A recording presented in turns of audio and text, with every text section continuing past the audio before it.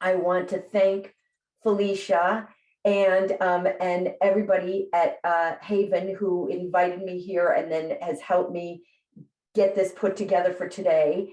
And as I believe you know, what we're going to be, whoops, that wasn't supposed to happen. Hang on one sec. There we go.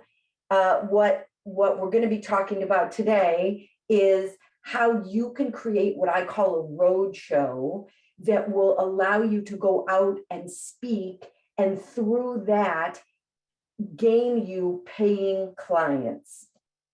So the first thing we want to talk about is what a road show is and isn't. Broadly, when I'm talking about a road show, I'm talking about a presentation that you are going to give to a variety of audiences about you and your area of expertise over and over and over. So what a road, that's today, sorry. What a road show is number one, it's information. You are going to be sharing information in your area of expertise. You're going to create this presentation that is going to be appealing to more than just one audience. And that is so that as you speak to different audiences, you're not recreating the wheel every time. And lastly, you're going to want to be sure that the information that you're sharing in this roadshow is information that this broad variety of audiences is going to find helpful. When you are finished with the presentation, they're going to be glad that they were there. What a roadshow is not is, number one, it's not a tease. I don't know about you, but I have attended presentations where in the marketing information that was sent out, and in fact, in the beginning of the presentation, the presenter promises us that we will go away with at least 3 tools or tips about whatever the topic is. And in the instance that comes most to mind for me, this was years ago at a business expo, where the gentleman speaking said that we were all going to walk out with at least 3 new tools for selling ourselves, our product or service. And who doesn't want that, right? I mean, I was just glued to my seat, and the 45 minutes of the presentation went by and he did not talk about one tool. Don't do that. That's a good way to make people mad, not a good way to gain paying clients. So it is not a tease about what you're going to give them. If it's broadly appealing and it's helpful, what it is not is, number one, a tease. Number two, it's not confusing. It's not so high level that nobody's going to get it. So this isn't a time to show an audience that you're a super smarty pants. That's not the goal. And lastly, a roadshow is not a sales pitch. It is not. You are never selling like you would in a pitch presentation. That's not what you're doing in a roadshow. You're sharing information. You're positioning yourself as a subject matter expert. What a roadshow does for you when you build it that way is a couple things. Number one, a roadshow is an awesome marketing tool, because whoever you are, whatever organization or audience you're speaking to, they are going to have their own marketing materials, their own audience, that they are shooting out information about you, that it's not costing you anything, and information about you is getting out there for free. Number two, along those same lines, it's giving you exposure to all kinds of audiences that you may not even know existed, or if you did, it's not so easy to find your way in front of. And lastly, a good roadshow is going to make you top of mind to these audiences when they have a need for your service. You will have been so clear in the information that you have offered them, and that information has been so helpful that when they realize they can't do the thing themselves, then you're going to be the person at the top of their mind. I am immediately thinking about my friend Scarlett DeBees, who is who helps people dress better. And she's helped me. And I got to tell you, whenever I have a question about an outfit, particularly for an important occasion, Scarlett's my go-to. Like, I don't think of anybody else but her. And not only that, but when I see on LinkedIn that Scarlett has posted a video or that she has a presentation coming up, I sign on to see it because she's my go-to. So these kinds of road shows not only make you the go-to, they have legs. They have staying power with your ideal audience. So let's go through the steps to creating this road show and then getting out there on the road and delivering it. The first thing I want to share with you about creating a road show, so you may be thinking to yourself, yeah, I know, I see other people doing it. It looks like a great idea, but I don't even know how I would think about this expertise that I have. And here's a really great way to create your road show, to create your outline for your road show, and that is to think in numbers. And what I mean by that is you can create something that is 3 steps to better eating, or the 5 big mistakes new business owners make. People love these kinds of things. You know, these kind of articles, blog posts are super popular. According to like Google statistics and stuff, people love that kind of thing because not only it's a defined number and it gets their attention and they want to know. So a roadshow that involves this kind of use of numbers is going to be an audience attractor, and it's going to be a great way to help you organize what it is you want to say. Or it could be 7 ways to. Now, I would not go over 7. I think 7's pushing it, to be honest. Ideally, I would stick to 3 to 5, unless these are itty bitty little bite-sized things, in which case you could do 7. I would never do more than that. So my guess is that you can plug your knowledge about your area of expertise into one of these kinds of formats to start creating your outline for your roadshow. As you think about the information that you want to share, and there are people in this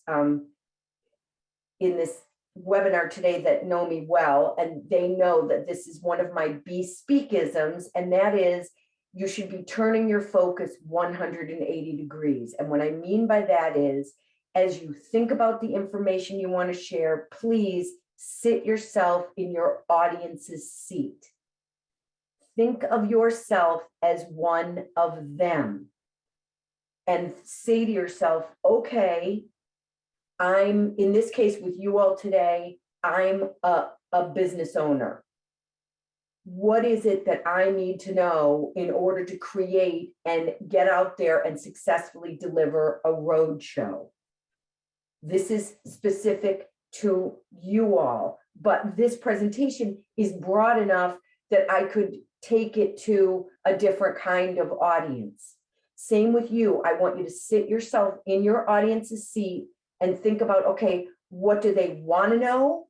What's their knowledge level? What's keeping them up at night? Possibly, depending on what your service is, what don't they know? I'm going to reference Scarlett again because she recently posted something on LinkedIn about blue jeans. And I don't know about you, but trying on blue jeans is almost as bad as trying on bathing suits. It's a debate. So when I see that Scarlett's going to give me tips about how to look for good jeans, I want to see, because it's kind of universal to women. It's not an age thing. My daughters would want to know the same thing. So that's what I mean about turning your focus 180 degrees. Think about what your audience needs and wants to know about. It is your job as the person creating the presentation to do the heavy lifting.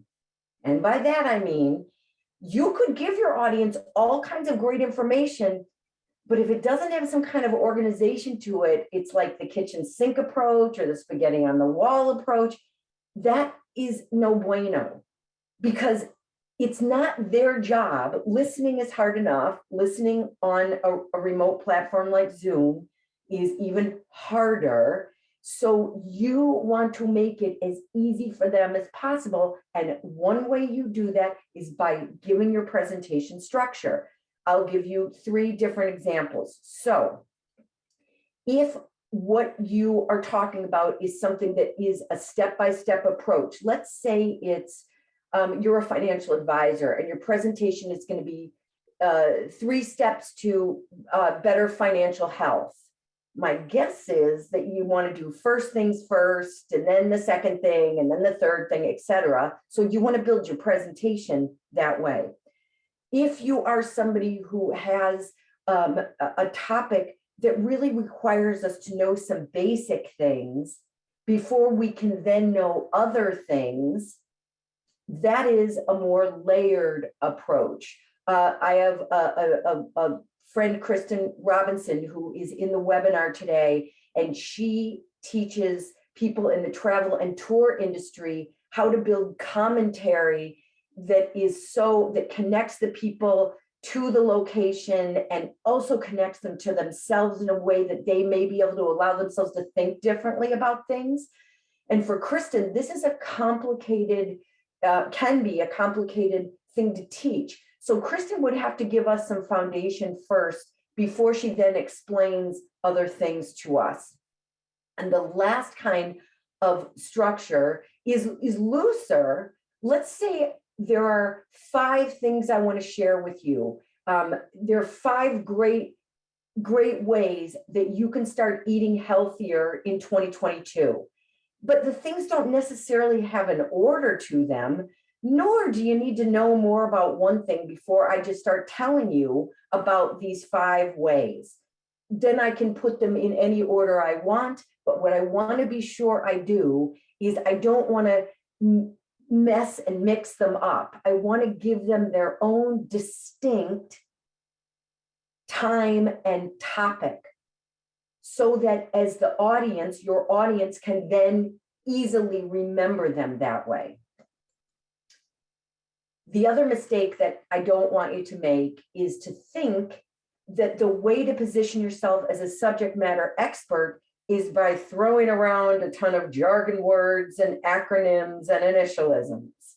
And I don't think women tend to do this. I'm just going to say it, as much as men. Often the mistake is that if you throw around all this kind of language that's particular to your industry, that's going to position you as the subject matter expert. But really, all it does is just make your audience not like you. Because when we as grown-ups listen to somebody talking and we don't understand what they're talking about, it doesn't make them think that the presenter is smart. It makes us feel stupid. And feeling stupid feels bad.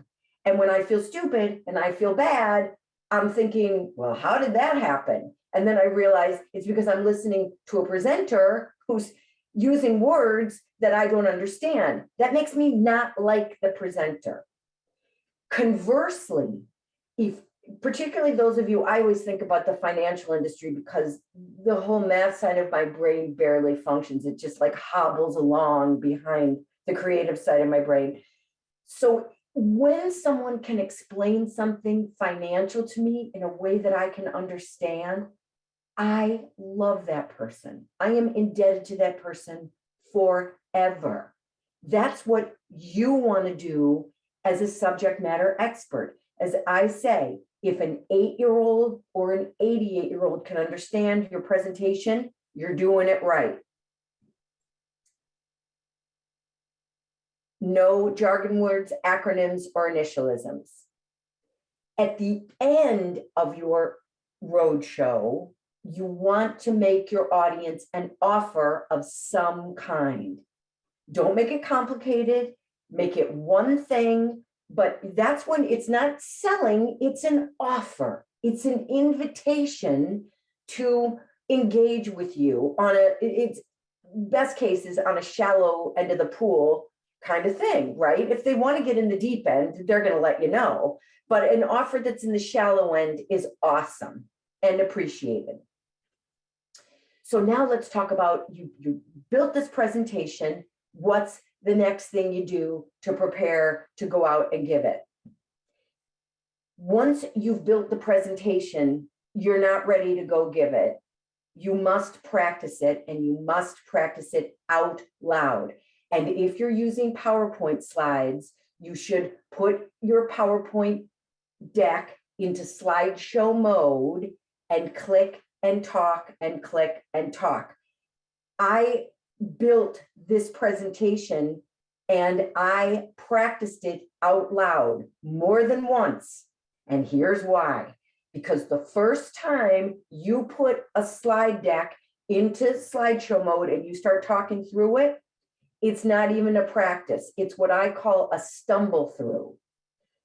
Because you're going to get through the introduction and you're going to stop. Because you don't have a transition between your introduction and your first big point. It's okay. It's not you. That's why we talk it through out loud. As you talk the presentation through out loud, you're going to find that you're going to want to move things. You're going to be missing things. So you're going to add stuff. You're going to go to a slide and go, what was I thinking? This doesn't belong here. So you might just delete it all together. It might belong in a whole different presentation. Way better to figure it out now in the privacy of your own office or home than when you're standing in front of real live people. Once you've got the pieces in the right place, then maybe you practice it 2 or 3 more times. You really don't need to practice it more than that. But what you want to be able to do is know what's going to happen when you click, what the next thing is, and you want to have practiced out loud talking through it. We all sound like geniuses in our heads. It does not work that way when you start talking it through out loud. And I keep wanting to do the research on this, and I have not done it yet, but I'm pretty positive that if you talk through it out loud a few times, your working memory and your muscle memory get connected to your long-term memory so that you know how this is going to come out and your mouth is familiar with making the words and phrases. It makes your life as a presenter much easier and much better for your audience as well. Super secret to being an exponentially better, less nervous presenter is to practice out loud. You also want to create what's called a one sheet or a press kit for yourself. And this is mine for a presentation, one of my road shows, Nail Your Remote Presentations, because that's what we're all giving still. And it's very simple to do. You want to have an easy 1-paragraph description of what this presentation is. You'll see I have bullets below of what you will get in the presentation. Sometimes your host will want that information. Other times they want less information. So you can make a short version and a longer version. Then I always include my headshot. And lastly, I include a short bio of me because it's going to go out everywhere, right? It's going to be that marketing that you're looking for. And if it's all there, that's the thing that your host can read from if they feel like it when they introduce you. You want to prepare that before you start looking for places to speak, just because then you know you have it. And the awesome thing is once you've created that and then you reach out to places to offer to speak, and they'll say, oh, can you please send me a description along with your headshot and a bio? And you're like, got it. And you send it to them and it makes you look like a professional, which is what you are and what you want to look like. So last step, getting out there to speak. What kinds of opportunities are there? I'm going to illustrate a few. You know, the great thing about Zoom that you probably already know is the opportunities are global. In the past 2 years, I've spoken literally all over the world, but I haven't left my house. So the same is true for you. You can apply for speaking opportunities if you can successfully work with clients wherever you want. So here's a couple of suggestions. This is low-hanging fruit. Rotaries and Kiwanis clubs have luncheons. I'm assuming they're doing it via Zoom. Some of them have probably started doing it live. I imagine since Omicron, they've maybe dialed it back, but when we're out of this in the spring, they're going to probably do it live again. Who knows? They meet every week and they have a speaker every week. That's a lot of spots to fill. So they're a great audience for you. By the way, this is a broad audience. It's a great way to practice your presentation. And yes, there are people with time on their hands, but you never know who they're related to. If you're a part of your Chamber of Commerce, I would reach out to them as well. Actually, I'd reach out to them anyway. If they have an audience that you want to speak to, why not? The worst they can say is no. HAYVN, there's lots of different opportunities there to speak as a subject matter expert. They may say thank you, but no thank you. Okay, but it's worth the try. This is an organization I just became aware of last year, Innovation Women. I think well, right now they're having a half off sale, I think, to join. It's $125 or $35 a year.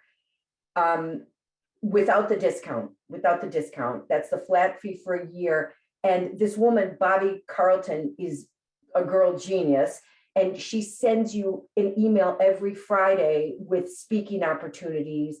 And you can go on this, and they're just pages and pages and pages of organizations and conferences all over the country and the world where they are looking for speakers, where you can apply to be a speaker. So Now, I have not had a speaking opportunity from there yet, but it's my own fault because I haven't spent enough time looking for opportunities there. But it's great. And she has webinars, and it's just a great resource. Lastly, along that line, you should be looking at conferences that come up maybe on your LinkedIn site or your Facebook site. It may be that this year, once you see the conference advertised, you've missed the deadline to be a speaker, but I would get their newsletter and find out, or write to the organizer and find out what time of year they push out the call for speakers, so that if you didn't make it this year, you're going to apply next year. That's what I did years ago. I've been in business for over 15 years now, and I had always wanted to speak at the Business Women's Forum, and which originally was at the Hartford Convention Center. And so I went the first time, it was amazing. And then I applied the next year, and I can't remember if I got in that year or the year after. I've spoken for them, my gosh, maybe 3 or 4 times over the years, but I couldn't make it the first year because I missed the deadline. That's okay. You're going to be alive a long time. These are just some ideas. I'm sure you have others. So those are opportunities. Once you get a speaking engagement, you need to participate in the marketing. And it's, as you know, it's very easy to do. I did it for this presentation. You can take the marketing materials and the ones for HAYVN are gorgeous, by the way. Take that marketing material and share it on LinkedIn. I shared this, I think, 4 or 5 times in the 2.5 weeks before today. Share it on Facebook. If you have a business page on Facebook, you can share it there. You can share it on your personal page. Oh, sorry. You can also share it on Twitter if you have a presence on Twitter. Send out email blasts about your presentation. Send more than one. People get busy, they forget. And of course, if you have a website and if you have prominent place to show where you're speaking, you can share it there as well. So I know in the beginning I said these are free marketing opportunities, and they are. It's also great for you to blast out where you're speaking. And by the way, it makes you look really impressive that you're speaking to these different audiences, and somebody who knows about you but didn't know that you had a road show will see on LinkedIn, wow, I didn't know she was speaking about her topic. I'm going to see if she can come speak to my organization. So that's always a really, really important thing to do. Before I open this up for any questions, any thoughts, etc., let me leave you with 3 takeaways. Number 1, remember, when you create your roadshow, your objective is to be giving valuable information to your audience. Please don't be afraid that like you're giving away the store, because really in 45 minutes, you can't give away the store. You've got way more up here than could possibly be given away. Number 2, practice your presentation out loud. Out loud. In your head does not count. And lastly, remember at the end of your presentation to include a call to action. And because I eat my own cooking, which is delicious, by the way, if I do say so myself, I am going to give you an offer today. And that is, if you're thinking about having a road show and you just don't know how to get started or what to do, you want to brainstorm or you want to bounce some ideas off me, I am offering a free 1-hour Zoom session where we could hammer a bunch of that stuff out. I know typically on my website, and many of us give 30-minute consultations. This is an hour, and that will really give us a chance to flesh something out, is my feeling, having been doing this for 15 years. So free 1-hour Zoom session, ways to get a hold of me. Please feel free to connect with me on LinkedIn. I'm at Bespeak Presentations or Debbie Fay. I'm on Twitter as Bespeak. I have a Facebook page that's Bespeak, and I also wrote a book about presentations that was published in 2014. It's called Nail It. This is the cover right here that's available via Amazon and all online retailers. And with that, I am going to stop my share so that I can see all of you and open it up for any and all of your questions or comments. Plus, I love seeing all your faces.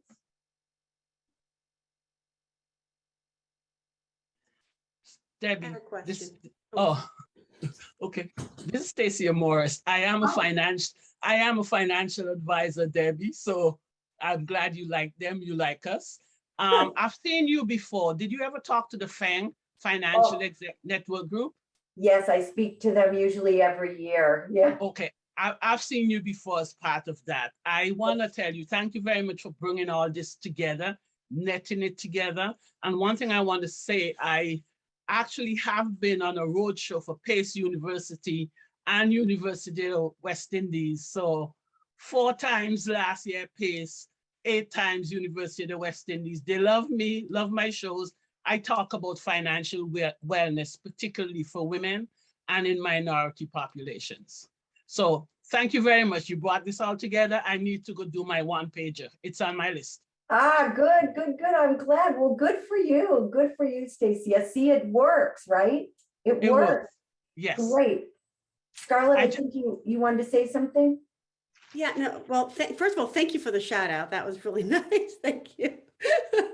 I get, I don't want to say insecure, but sometimes I worry that I'm giving the same tips to people.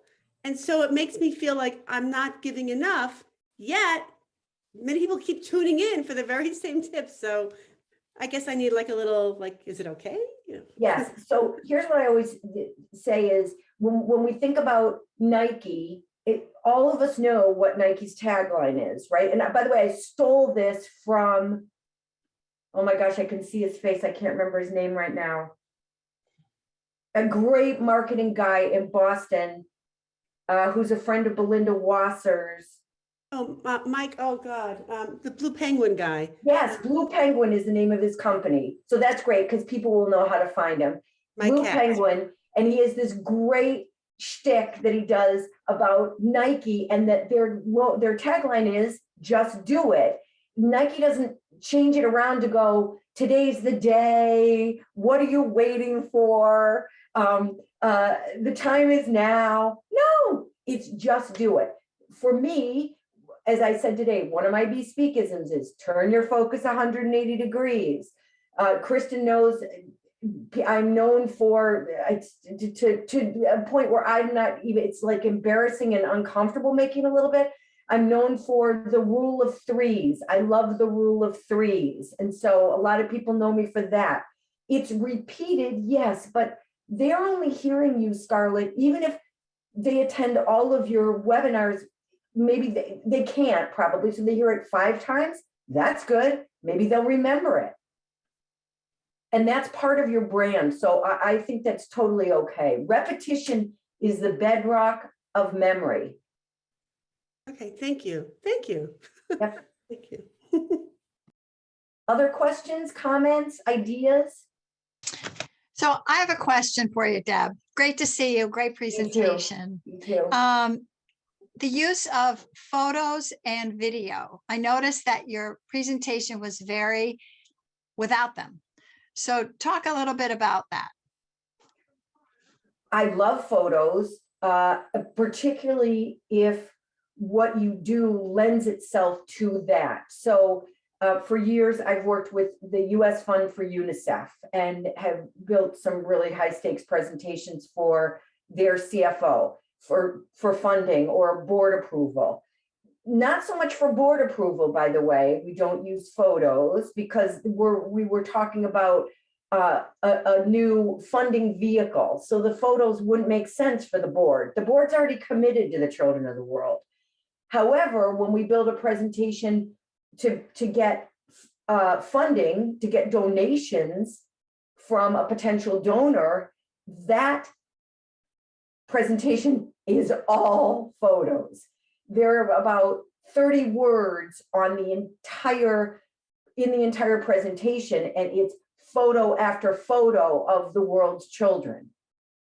So I love photos. It depends on Scarlett. When Scarlett does her little like lunch and learns, she'll have some photos. If she was going to do a road show, my guess is when it wasn't going to be live and in person, she would use photos. That would make sense for her. So I like that a lot. And to be, for me, I used a screenshot of my one pager, but I'm not sure how much photos would make sense. But I love them. Yeah. Other questions, comments? I have I have a question, and thank you, Debbie. This was fantastic, and thank you for the shout out. One of the things I've been struggling with putting together my own roadshow is trying to decide which things to put in it. Mm-hmm. And certainly thinking about those things that have the broadest appeal, thinking about the things that are kind of at that right high level without making it too complicated. Nonetheless, I have so many things, and it's trying to decide which way to bucket things. Do I want 3 of this or 5? Do you have any insight as far as where's a good place to start? Yeah, that's such a great question. So certainly I'm familiar with that. I think what I would be thinking about is who do I think most of my audiences are going to be? And what are 5 things I can give them that they are going to find immediately useful? They'll take away 3, but man, they're going to remember those 3. And those 3 are going to be so useful as they get into it. My thing is always this, because I help people, as you know, create and prepare to deliver presentations. So I know, and this is not my roadshow, by the way. My roadshow is typically about how to create and deliver presentations that nail it, right? So I know there's a percentage of my audience population that is going to take the tools that I give in my roadshow, and they're going to go on and build a presentation. They're going to go out and give it. It's going to be great. There's going to be another percentage that tries to build it, can't quite figure it out, maybe gives it and it doesn't feel good and it doesn't get them the result they're seeking. And so they say, you know what, I think I should reach out to Debbie. And then there's another percent of the population that knows immediately that they can't do it. They cannot build a presentation. They could build a car, they could build a financial structure, but they can't build a presentation. And so they immediately raise their hand, having heard that I'm somebody they think they could work with and knowing that I know my stuff and I can communicate it, and they'll reach out to me. So that's what you want to be thinking about. How can you present yourself so that all of those audiences have a real feeling that you know your stuff and you can help?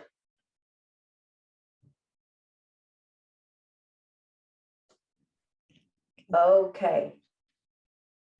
Well, I think we've are coming up on the hour. So Deb, this was really fantastic. And every time I hear you, there's more tips that I get. I love the idea of the one pager and the threes, which so super appreciate it. And I hope I posted in the chat, and we'll have a follow-up too if you want to reach out to Debbie. I think everybody should take advantage of her offer for sure. Great call to action.